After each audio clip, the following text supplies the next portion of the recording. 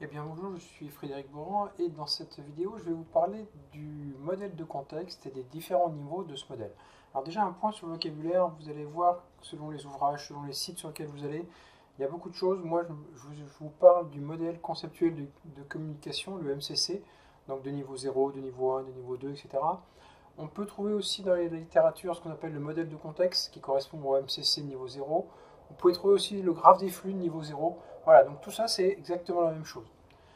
Ici, sur mon modèle de contexte, je vais partir d'un processus de location de trottinette avec un client. En fait, un client, il insère sa carte bleue dans un robot qui est là, et puis le robot va analyser la carte bleue et délivrer ou pas la trottinette. Voilà, c'est simplement ça. Donc, par rapport au processus, le client, en fait, lui, il voit un flux de carte bleue et la trottinette qui est rendue, mais il n'a pas idée de ce qui se passe là.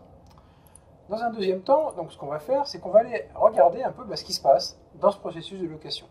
Et on va aboutir au modèle conceptuel de communication de niveau 1, ce qu'on appelle plus communément le graphe des flux. Le graphe des flux, généralement, c'est tout ça.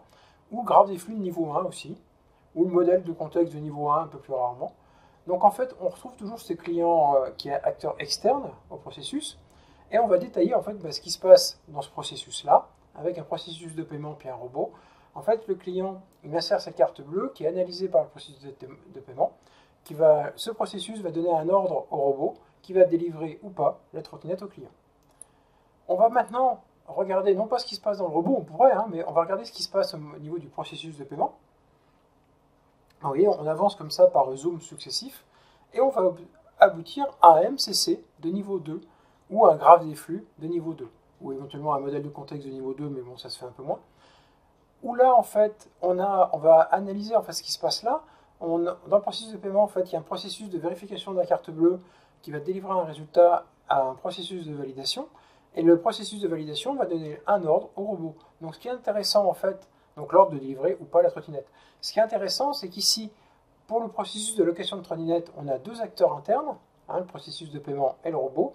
Et quand vous faites un zoom là, l'acteur externe client reste externe au processus, mais robot, lui, devient à ce moment-là aussi un acteur externe à ce processus. Donc la notion d'interne-externe, vous voyez que c'est tout à fait relatif.